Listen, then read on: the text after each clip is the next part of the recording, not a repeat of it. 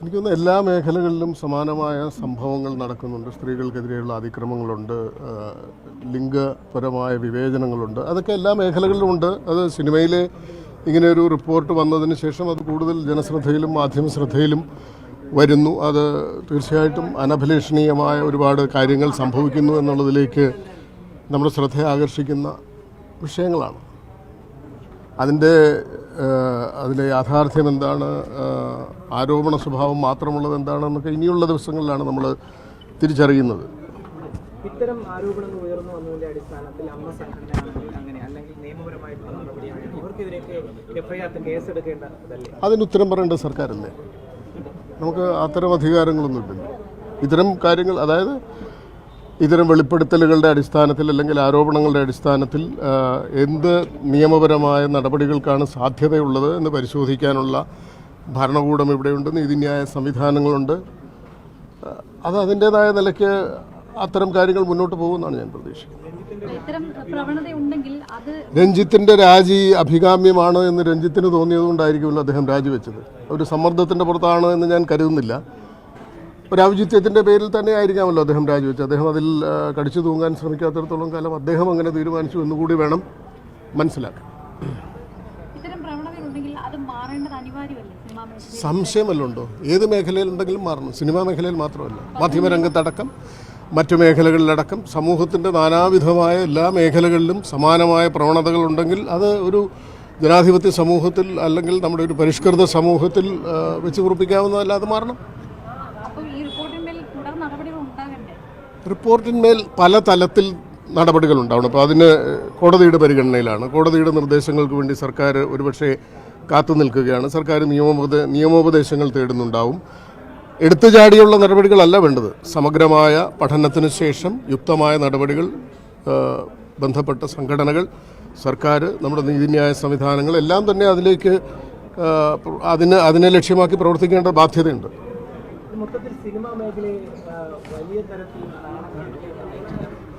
ഏത് മേഖലയിലാണെങ്കിലും ഇത്തരം ആരോപണങ്ങളും ഇത്തരം വെളിപ്പെടുത്തലുകളും സ്വാഭാവികമായിട്ടും വലിയ അഭിമാനക്ഷതം ഉണ്ടാക്കുന്നതാണ്. അതല്ലേ ഞാൻ പറഞ്ഞത്? അല്ല, അതല്ലേ ഞാൻ പറഞ്ഞത്? തീർച്ചയായിട്ടും സിനിമ വലിയ ജനശ്രദ്ധ ആകർഷിക്കുന്ന ഒരു മേഖലയാണ്. ഒരുപക്ഷെ മറ്റു പലതിനെയും അപേക്ഷിച്ച് സിനിമയിൽ പ്രവർത്തിക്കുന്നവർ, സിനിമയിലെ താരങ്ങൾ അല്ലെങ്കിൽ താരപരിവേഷമുള്ള ആളുകൾ, സിനിമാ സംഘടനകളൊക്കെ വലിയ ജനശ്രദ്ധ ആകർഷിക്കുന്ന കേന്ദ്രങ്ങളാണ്. അപ്പോൾ സ്വാഭാവികമായിട്ടും ഇത്തരം ആരോപണങ്ങൾ വലിയ അഭിമാനക്ഷതമുണ്ടാക്കും, വലിയ ബുദ്ധിമുട്ടുകളുണ്ടാക്കും. അതൊക്കെ പുനഃപരിശോധിക്കപ്പെടേണ്ടുന്ന ഒരു സാഹചര്യത്തിലേക്കാണല്ലോ പോകുന്നത്. നിങ്ങൾ അന്വേഷിക്കൂ, നിങ്ങൾക്കല്ലേ അന്വേഷണ സംവിധാനങ്ങളുള്ളത്? ഉണ്ടോ? പറയൂ. നിങ്ങൾക്ക് സംശയം ഉണ്ടെങ്കിൽ പറയൂ. അല്ല, ഞാൻ ആരെയും സംശയിക്കുന്നില്ല. ഇതൊരു ആരെങ്കിലും ഒരു ഗൂഢാലോചന നടത്തിയിട്ട് വന്നൊരു കാര്യമല്ലല്ലോ. ഇതിപ്പോൾ അത്തരം ഗൂഢാലോചനകൾ ഉണ്ടാവാം, അല്ലെങ്കിൽ ഈ അവസരം മുതലെടുക്കുന്ന തരത്തിൽ പരിശ്രമിക്കുന്ന ആളുകളുണ്ടാവാം. പക്ഷേ അടിസ്ഥാനപരമായിട്ട് ഇതൊരു സർക്കാർ നിയോഗിച്ച ഒരു കമ്മീഷൻ അല്ലെങ്കിൽ ഒരു കമ്മിറ്റി നടത്തിയ വെളിപ്പെടുത്തലുകളുടെ അടിസ്ഥാനത്തിലാണല്ലോ പിന്നീടുള്ള ചർച്ചകളും കോലാഹലങ്ങളും ഉണ്ടാകുന്നത്. അതിനെ അങ്ങനെ കണ്ടാൽ മതി. എത്ര ചോദ്യമായി ചോദിക്കുന്നത്? വേറെ ആരെങ്കിലും ചോദിക്കട്ടെ? 5 ചോദ്യമായി. പരാതിയിൽ തന്നെ ഇനി തുടർന്ന് പരാതി ഉണ്ടെങ്കിൽ പരാതി നൽകുകയാണെങ്കിൽ മാത്രം തുടർ നടപടി എന്ന രീതിയിലാണ് സർക്കാർ മുന്നോട്ട് പോകുന്നത്. അങ്ങനെയല്ലേ സർക്കാരിന് മുന്നോട്ട് പോകാൻ പറ്റുള്ളൂ. നേരത്തെ തന്നെ ഈ നടിമാർ ഉൾപ്പെടെ പറഞ്ഞിട്ടുള്ള കാര്യം പലർക്കും ഇത് പുറത്ത് പറയാൻ സ്വാഭാവികമാണ്. സ്വകാര്യത നഷ്ടമാകുന്നുണ്ട്, നീതി ലഭിക്കാത്ത സാഹചര്യമുണ്ട്. അത്തരം സാഹചര്യങ്ങൾ കൊണ്ടാണ് അവർ പുറത്തേക്ക് ഇത് പറയാൻ മടിക്കുന്നത്. അപ്പോൾ നീതി ഉറപ്പാക്കണ്ടേ? ഇത് പരാതി മുന്നോട്ട് നീതി ഉറപ്പാക്കണ്ട എന്നൊരു നിലപാട് ആർക്കെങ്കിലും ഉണ്ടോ? നീതി ഉറപ്പാക്കണ്ട എന്ന് ഏതെങ്കിലും സർക്കാരിനൊരു നിലപാടുണ്ടോ? ഏതെങ്കിലും പ്രസ്ഥാനങ്ങൾക്ക് നിലപാടുണ്ടോ? മാധ്യമങ്ങൾക്കുണ്ടോ? സിനിമയ്ക്കുണ്ടോ? അങ്ങനെ ഒരു നിലപാട് എങ്ങനെയാണ് ഒരു പരിഷ്കൃത സമൂഹത്തിൽ, ഒരു ജനാധിപത്യ സമൂഹത്തിൽ ആർക്കാണ് അങ്ങനെ ഒരു നിലപാടിൽ ഉറച്ചു നിൽക്കാനും അത് നടപ്പിലാക്കാനും പറ്റുക? അങ്ങനെ പറ്റില്ലല്ലോ. സ്വാഭാവികമായിട്ടും ഇതൊക്കെ ഓരോ കാലഘട്ടങ്ങളിൽ ഉണ്ടാകുന്ന വെളിപ്പെടുത്തലുകൾ അല്ലെങ്കിൽ അത്തരം സംഭവ വികാസങ്ങൾ അതിൻ്റേതായ ഗൗരവത്തോടു കൂടി തന്നെയാണ് സമൂഹം കാണുക. ആ സമൂഹം കാണുന്ന നിലയ്ക്ക് അതിനെ പരിശോധിക്കാനും നടപടികൾ കൈക്കൊള്ളാനും മറ്റു സംവിധാനങ്ങൾക്ക് ബാധ്യതയുണ്ടാവും.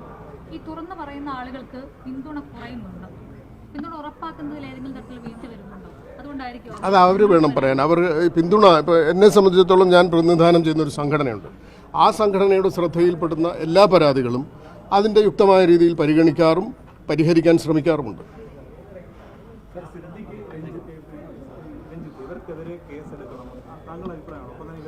ഇതെൻ്റെ അഭിപ്രായമാണോ അതിൻ്റെ അകത്ത് വാലിഡ്? ഞാൻ എന്ത് പറഞ്ഞാലും, ഞാൻ സിനിമാ മേഖലയിൽ നിൽക്കുന്നതുകൊണ്ട് നിങ്ങൾ ചോദിക്കുന്ന അത്തരം ചോദ്യങ്ങൾക്ക് ഉത്തരം പറയാൻ എനിക്ക് ബാധ്യതയില്ല. നിയമ നടപടികൾ സ്വീകരിക്കണമോ എന്ന് തീരുമാനിക്കേണ്ടത് അതിൻ്റെ സാധുത പരിശോധിച്ച് അത്തരം പരാതികളുടെ അടിസ്ഥാനം പ്രമാണിച്ച് അത് പരിഗണിച്ച് സർക്കാരും നിയമ സംവിധാനങ്ങളുമാണ് അത് സ്വീകരിക്കേണ്ടത്. അല്ലാതെ ഞാനൊരു അഭിപ്രായം പറയേണ്ട ഒരു ആവശ്യം അതിൻ്റെ അകത്തില്ല. ഇത്തരം കാര്യങ്ങളിൽ യാഥാർത്ഥ്യമുണ്ടെങ്കിൽ സ്വാഭാവികമായിട്ടും അതിൻ്റെ നിയമ നടപടികളെ അത് ക്ഷണിച്ചു വരുത്തും. അതാർക്കും തടയാൻ കഴിയില്ല, അതിന് പ്രതിരോധമൊന്നുമില്ല. അതെന്ത് മര്യാദ? അത് കുറ്റക്കാർക്ക് അതിൻ്റേതായ ശിക്ഷകളല്ലേ നമ്മൾ ഉറപ്പാക്കുന്നത്. അല്ലാതെ ഒരു പരിഷ്കൃത സമൂഹം സിനിമയിൽ ഒരാളുടെ സർഗാത്മകമായ പ്രവർത്തനങ്ങൾക്ക് നിരോധനം ഏർപ്പെടുത്താൻ നിങ്ങൾക്ക് പറ്റില്ല. അയാളൊരു കവിത എഴുതുകയോ ഒരു കഥ എഴുതുകയോ ഒരു സിനിമ ചെയ്യുകയോ ചെയ്താൽ അതിനെ നിരോധിക്കാൻ, നിങ്ങൾക്ക് അതിനെ ബഹിഷ്കരിക്കാം, നിരോധിക്കാൻ പറ്റില്ല. പറ്റുമോ? കുറ്റകൃത്യം എന്ന് പറയുന്നത് അത് തെളിയിക്കപ്പെടുമ്പോഴാണ്. കുറ്റാരോപിതർ എന്ന നിലയ്ക്ക് വേണം അവരെ ഇപ്പോൾ കാണാൻ. അങ്ങനെയല്ലേ അതിൻ്റെ ഒരു സമീപനം വേണ്ടത്? എങ്ങോട്ട് മാറി നിൽക്കാൻ? രാജ്യം വിടണോ? അങ്ങനെയല്ല. അവർ ഈ സമൂഹത്തിൽ തന്നെയാണ് ജീവിക്കുന്നത്, തുടർന്നും ജീവിക്കുന്നത് ഇവിടെ തന്നെയായിരിക്കും. അവർക്കെതിരെ ഉണ്ടായ ആരോപണങ്ങളിൽ സത്യാവസ്ഥയുണ്ടെങ്കിൽ അത് പരിശോധിക്കാനും അത് അന്വേഷിക്കാനും കണ്ടെത്താനും യുക്തമായ നടപടികൾ സ്വീകരിക്കാനും ഞാനും നിങ്ങളും ആഗ്രഹിച്ചാലും ഇല്ലെങ്കിലും അതിൻ്റേതായ സംവിധാനങ്ങളുണ്ട്. അത് മുന്നോട്ട് പോകും.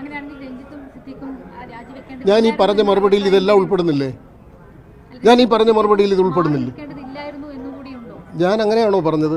ഞാൻ പറഞ്ഞു ഒന്നുകൂടെ അവിടെ പോയിട്ട് കേട്ട് നോക്കൂ. മാറി നിൽക്കാൻ ഞാൻ ചോദിച്ചത് നിങ്ങൾക്ക് മാറ്റി നിർത്താൻ പറ്റുമോ? നിങ്ങൾ എത്ര പേരെ മാറ്റി നിർത്തിയിട്ടുണ്ട്? മാധ്യമരംഗത്ത് ഇതുപോലെയുള്ള ആരോപണങ്ങൾ നേരിട്ട ആളുകളെല്ലാവരും അതേ മാധ്യമം അല്ലെങ്കിൽ മറ്റു മാധ്യമങ്ങളിൽ ജോലിയിൽ പ്രവർത്തിക്കുന്നില്ലേ? അങ്ങനെ മാറ്റി നിർത്തൽ എങ്ങനെയാണ്? ഈ രാജ്യത്തെ സമൂഹത്തിൽ എന്തെല്ലാം കുറ്റകൃത്യങ്ങൾ ചെയ്ത ആളുകളുണ്ട്, ശിക്ഷ അനുഭവിച്ചവരുണ്ട്. അവർ തിരിച്ചു വന്നാൽ അവരെ നാട് കടത്തുമോ?